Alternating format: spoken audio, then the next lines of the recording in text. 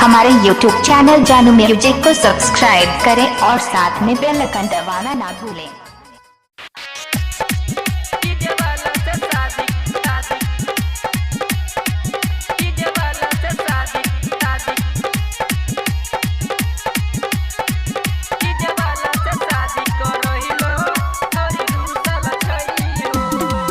छोरी मुहवा फुला के घर में उत घुसल छई हो।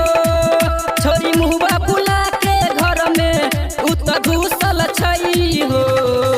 डीजे वाला से शादी करहिल छोरी रूसल छई हो।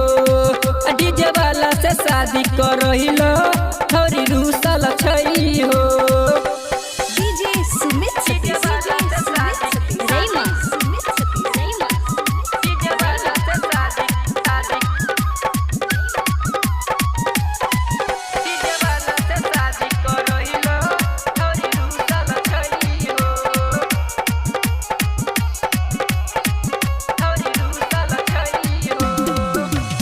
डीजे वाला ल जाई के छोरिया करे छे खूब बात हो।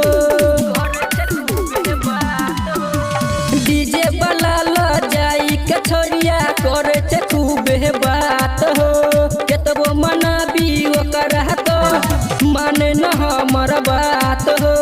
खाना न खेलकै भोरे से पलंग पर सुतल छई हो।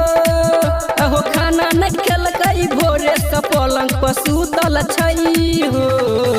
डीजे वाला से शादी करहिल छोरी रूसल छई हो। डीजे वाला से शादी करहिल छोरी रूसल छई हो। DJ Sumit Sati Rayma